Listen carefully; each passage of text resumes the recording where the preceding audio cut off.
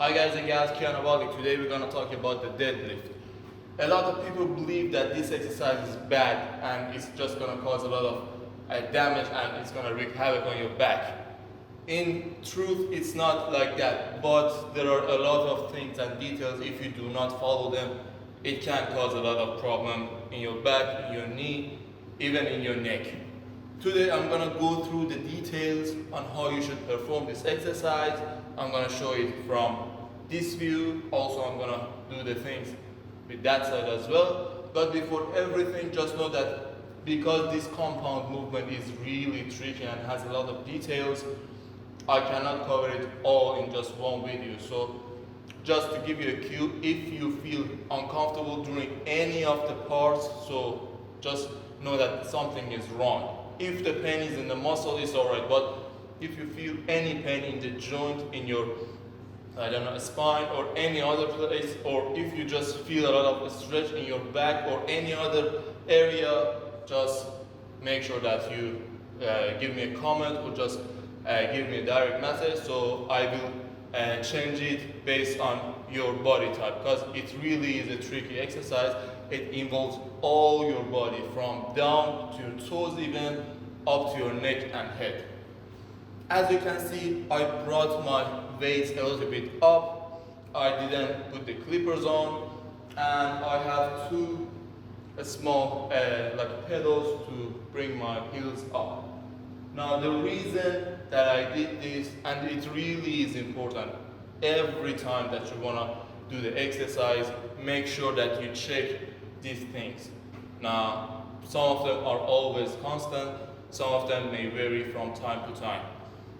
The reason I did this is, first of all, if you're a tall person or you just have long legs compared to your torso, it's going to be a little bit awkward for you to go all the way down. Now, I usually go from the toes all the way up and tell you how to perform this exercise or any other exercise, but because this exercise is really got a lot of details, we have to come up, down, but I'm going to cover as much as I can. So, as you can see, if I bring the weights down like this, for me to go all the way down, I need to have my back a lot parallel to the ground, and if you do not have the flexibility in your back, meaning your hamstring, your calf muscle, or even your back, the paraspinal muscles, or just the muscles in the back, if you feel any tightness, or when you go back, and I have the flexibility, but my problem is this. If I go back, I'm good until this position. But when I go a little bit lower, as you can see, my hip is coming under. So I'm coming from this position, the neutral position, like this. When this happens, when I just tilt forward my hip, or it's also called posterior pelvic tilt, when I do that, it's just all the pressure is going to be on my spine, and it might even cause disc issues. So if you've got long legs, for your disc, it's better to just bring it on a higher level, so it's going to be easier for you. And again, if you've got tight calves, because you need to go more in, you might bring your knee a little bit forward, or if you've got tight hamstring, it's going to be a lot of stretch, unwanted stretch, especially if you want to go heavy. If you've got a problem with your meniscus, the backside of your meniscus, or you just feel tightness or feel uncomfortable going all the way down, you do not have the power to just keep your back straight. The more you go forward, you just hunch over. It's better to start it from a raised position so you feel more comfortable. And the cue for understanding this is, when you are tall, for example like me, when you want to bring this up, you kind of feel that it's touching your tibia here. So that means that your knees, just because your legs are really tall, you're just touching it all the way to your bone, and it's uncomfortable. And when you wanna just correct it, you need to bring the knee back and you feel a lot of tension here. So this was the first clue. If you're tall, you got any problem in your back, that's the first thing.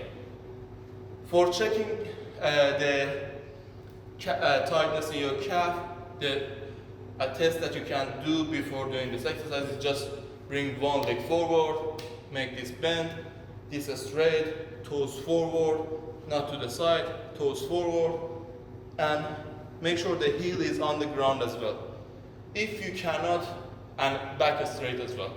If you cannot hold this position and go a little bit forward and kind of have like a 70-degree or something, and you just come like this, or you just bend the knee, that means that you should not go all the way down. And also, if you, for the hamstring, if you bring one leg forward, a straight leg, push the hip back, and you see that it's just difficult for you, you cannot put your arms on the other knee without hunching your back. If you can keep the back straight and put it here, you do not have that much tightness. So there is no problem with that. But if you just cannot come any more down and just hunch your back, it means your hamstrings are also tight. So make sure you check that before you start this exercise, and this was just one part of the beginning. The other thing is, this is for the calves.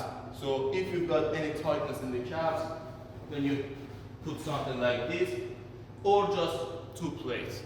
So if you got this in your gym, it's alright, but if you do not have this, either wear something with high heels or with a lot of height under the heels, or just something to raise you a little bit. And when you come down, because this is stopping your calves to get a lot of stretch, it's going to be easier for you, but make sure your knees are healthy if you want to do this. Again, everything depends on the height that this has. As you can see, I did not keep the clippers on the weight. The reason is, when you're a beginner and you're just starting out, or you're just trying to go heavier and see if everything's okay, it's better to not rack it with the clippers in. It's just a cue for you to understand if you've got any imbalances. You see, if you go up with the weights easily, like this, and you see no difference, it means your balance is good overall. But if you go up and you just be like this, it means that one side of you is not strong to just hold it, or just you tight, or you've got some kind of a weakness or joint problem in one side, and one side is just compensating for you to just overdo it. So that's a cue for you to keep in mind. So,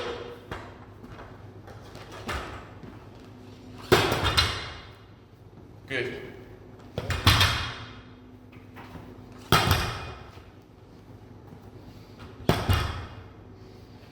So from time to time, it's better to just do not wear the clippers, see if you're alright, and then you can just stack it with the clippers to build overall strength. But if your main focus is hypertrophy, you do not even need these, because you're not gonna go that much strong and heavy. So we talked about the calves, the toes and the feet positioning before that. We're gonna talk about the normal deadlift, although there are a lot of variations in the deadlift. The sumo deadlift, you're gonna go wide, close. It really depends on the individual. But overall, if your legs are flexible, if your adductor muscles are flexible, you can go a little bit wider. But make sure your knees do not come to the elbows. Sorry, but I'm coming from one side to another, because they're all related. Because it's a compound movement, they all come into play, and they have to kind of complement each other and be good with each other. So the positioning of the feet relates to the positioning of the knee, because this has to be aligned with the toes. The knee has to be aligned with the toes. If the toes are in, the knee should come in, not this, not this. If you're wide, the knee goes in the direction of the toes. It's just awkward for you to just lift like this or just lift like this. It's gonna put a lot of pressure in the meniscus and the ankle. So another thing that comes to the feet positioning, make sure that you're putting your whole feet into the ground. Again, it comes back to the tightness of the calf. If you've got tightness in your calves, either bring the level too high or do not do this exercise and do the stretches as I showed you with the test. Do the stretches, and over time you're gonna have the flexibility to go all the way down and be able to perform it. The goal is to have the feet flat on the ground. So when you go down, this should be flat, not this, not coming forward, not even going back. Put all the force with every part of your feet into the ground. Become a little bit higher. The ankle, it's again related to the knee and the toe positioning. Nothing outside or inside. Become a little bit higher. In this exercise, you're gonna use a lot of quads, hamstring, glutes, and overall core stability. Also even your rhomboids and muscles to just keep your back flat and do not let the shoulders come forward. But it really depends on the exercises. There are, as I said, a lot of variations. But overall, the more wider you go, the more you're gonna target the adductors, the muscles in between here. And the more narrow you go, you're gonna target a lot more the muscles around the quads or vastus lateralis or even the medialis. But just make sure that you know what variation you're doing and how you're performing this exercise. For today, we're just specifically talking about the conventional or the normal deadlift and the Romanian deadlift or RDL. But there are a lot of variations. So, the normal deadlift. Legs, shoulder width, nothing wider. It's okay if they come a little bit closer, but nothing wider. I'm gonna tell you the reason. Become a little bit higher, the hip position. First, when you start exercise, when you go down, as we said, make sure this is not over. Just go down as much as you see. You can keep this neutral, so I'm neutral right now. Not this also. This is overdoing it. This is also overdoing it. So neutral. The normal positioning that you have. I go down, down. This is comfortable for me. So legs are shoulder width apart. I'm gonna show it in this bar as well, but just to get a view from the side. My hand positioning, I'm gonna talk about that. Back is straight. I'm gonna come up. You see, I do not bring it all the way forward. It's even okay to make the hip, bring the hip a little bit back and keep it like this, not all the way. But yeah, if you want, you can just bring it all the way up. And when you go down, again, make sure you do not make it overdo it in any form. A little bit higher, the core. The core is mainly of three muscles. Your rectus abdominis, which is the muscles in front of you, which help you flex the spine, also called the six packs, the obliques and the muscles that are around you, and the muscles in the back, which help you just extend the spine. And the muscles in the side are not gonna be under that much pressure because the weight is distributed with the same amount in both sides. So not one side is gonna be heavier than the other, but still they're gonna be activated. You have to make sure that you keep the core tight. Now there is a lot of discussion about Valsalva maneuver, which is just holding the breath in and trying to push out, but not doing it, actually, it's gonna be something like this. So you breathe in,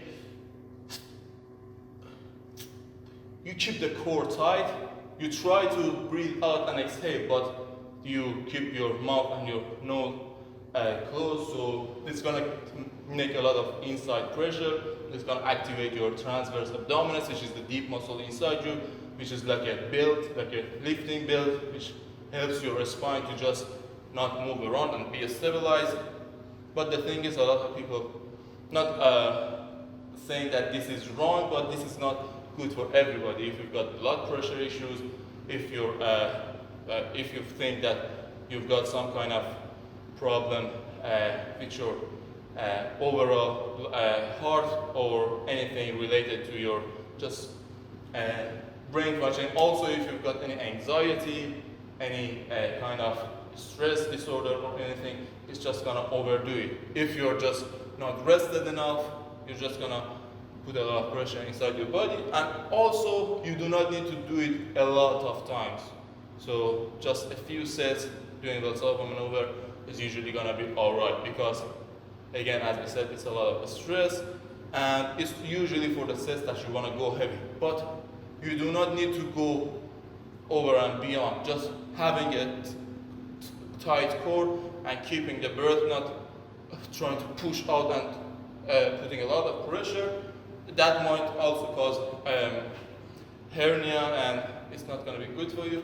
So make sure the tight is core. Make sure you do not breathe in or out in the middle to just lose everything. So to give you a clue about breathing, when you go down, take a breath, come up, down. If it's heavy, take a breath, and then breathe out. Keep the breathe inside all the time. Your back, of course, you should not hunch over. It's gonna cause a lot of problem with your spine, especially if you've got disc issues. Become a little bit higher. Your chest, make sure the shoulders are pinched down, hold them back. Also, you're trying to squeeze the lats as well. I'm gonna give you some other tips again from down to top, so don't worry. It's just the overall things that you should consider. Make sure the lats are used as well. We come to the shoulder positioning, which I told you, back and down, so not this, not over as well. We come to the hands. A lot of people get hurt in this exercise, not on the back, but on the biceps. A lot of people tear their biceps because, first of all, a lot of people try to grab it like this or like this, which is mostly for power lifters and people who want to just lift a lot of weight. But if you are training for hypertrophy, you do not need to take a alternating grip or anything like that. Just a pronated grip is going to be good for you, for your health, and also preventing injuries for your biceps. So this positioning, because when you come up in this position, if you bring the elbow a little bit, flex the elbow a little bit and bring the angle a little bit to the bicep, it's gonna cause a lot of pain and pressure in the bicep, and it might tear your bicep. So make sure the hand is always straight, no matter whether it's pronated or supinated. Always keep it straight, and as I said, it's better to keep it pronated. It's gonna be easier for you. And as you see, I told you about the positioning of the feet and the leg.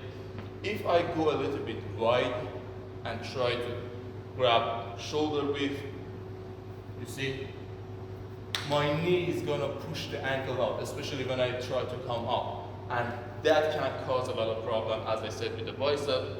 So again, as I said, everything is related from top down. So if the feet is shoulder width or just the size of your hip, and if you've got bigger chest, it's gonna be easy for you to go shoulder width down.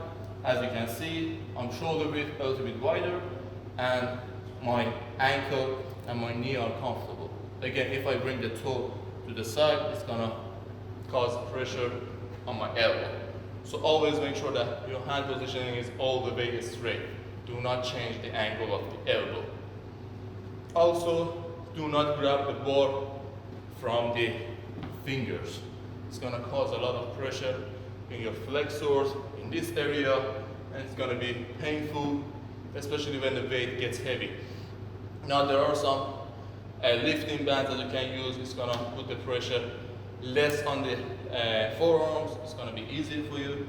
You can wear them, but always make sure you grab the bar all the way through. So bring your hand all the way down and grab the bar. Do not grab the bar from under and then go down. Bring it like this all the way and squeeze as hard as you can. You do not want to do this exercise for a lot of reps, so make sure you're squeezing as hard as you can. Again, we talked about the hand positioning. The other thing that is also related to the hands, you want to grab the hands and pull them back. As I said, activation of the lats.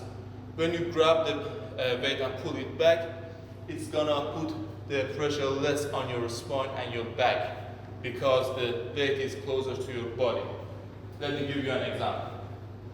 If I let the hands come forward and I just try to bring the weight up, you see the pressure is going to be forward. But if I bring the weight back all the way to my shin and then activate that, grab it hard, come up, activate that. As you can see, I've got a lot more control over the weight and it's going to be a lot easier for me. We talked about that as well. Another thing is the neck. I've talked about it a lot. Now, if the weight is a little bit low, it's alright. But when the weight gets heavy, make sure head, neck, chest move with each other. So when you come up, nothing like this. You see me? You do not need to look yourself in the mirror. You do not need to do that. Aside from the time you go all the way up, then you should look in the mirror. But the rest of the time, everything, head, neck, chest, move with each other. Again, this is the right form.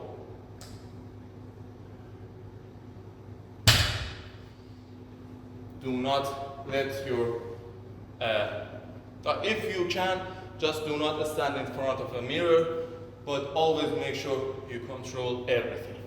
So we talked about the theories regarding this exercise.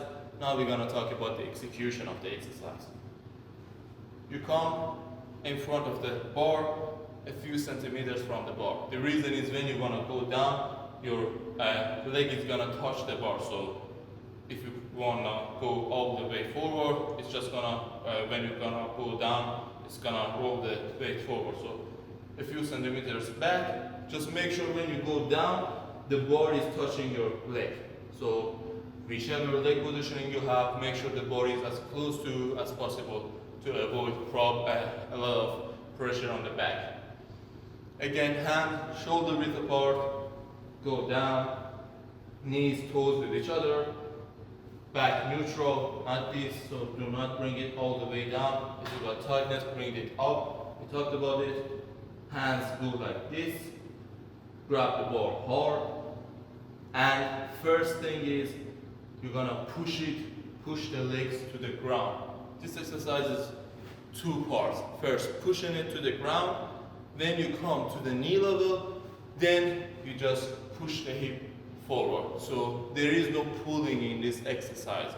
You just keep your back straight and use the lats, but you do not pull it with your hands.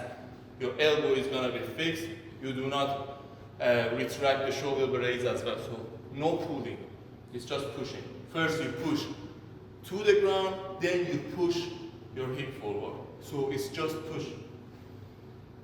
Again, down, back straight, hips up, toes, knees with each other, hands in position. Then you first grab it a few centimeters up, then push to the knee. From here, again, as we talked about, you push the hip forward. Again, from here, you just push the hip forward. The reason that I told you bring it 1 inch or a few centimeters off the ground is for you to understand if you have the capability to lift the weight. The reason is when you go especially heavy or you just have any imbalances in your body, if you start to just lift from the beginning and go like this, if you do not have the capability, it's gonna be hard for your back, your hips, knee, shoulder. But if you bring it a few centimeters up, then when you push to the ground, the weight is not gonna be that much heavier because it is already off the ground, so you have the ability to lift it up. So just 1 centimeter is enough. You do not need to bring it all the way up. So again, the same thing. Toes, all the feet, the entire surface of the feet to the ground. This is coming to the bar. Neck, not this, not this, not to the side. Straight, neutral, hip up. I bring it 1 centimeter up. Then I push to the ground until it comes to the knee. So I push to the ground. I do not bring it up. The straight hand, I push my feet to the ground. From here, I just bring it up by pushing my hip forward. So I'm just pushing the hip forward. The bar should slide on your thighs. The more you bring it forward, the pressure is going to be on your back. Now, this is the conventional type. The difference with the Romanian deadlift is, with the Romanian deadlift, you start normally from here. So this is the starting position for the Romanian deadlift. For the Romanian deadlift, you just target mostly the glutes and the hamstring. But with the conventional or the normal deadlift we talked about, you target a lot more quads. Again, Romanian deadlift, down here and then up. Down here. You do not need to bring it all the way back for the Romanian deadlift. You should just hinge back, let your shoulders come forward and up. You do not need to touch to the ground as well, because again, the focus is more on stretching the hamstring and using your hamstring and glutes to lift the weight. Now this was from the side. We're going to talk about the forward as well. This is the leg positioning. A little bit toes to the side is alright, but if they are straight forward and you feel comfortable, it's fine. So again, a few centimeters from the bar, you should be able to see kind of your first centimeters of the laces if you're wearing something that has laces. So you should not be all the way back. You should be front, see if everything's good, then bend the knee as well. So do not just go back. Do not keep the legs straight. Bend the knee, you're touching it, hands go down, chest up, shoulders back down, use the lats, make sure all of the feet is on the ground, not this, not also this, all the ground. Good. Ready? Bring it a little bit high, and up. Down, down, and up. Anabolic, make sure if you like the video, leave your comments and thumbs up below and share it with your friends.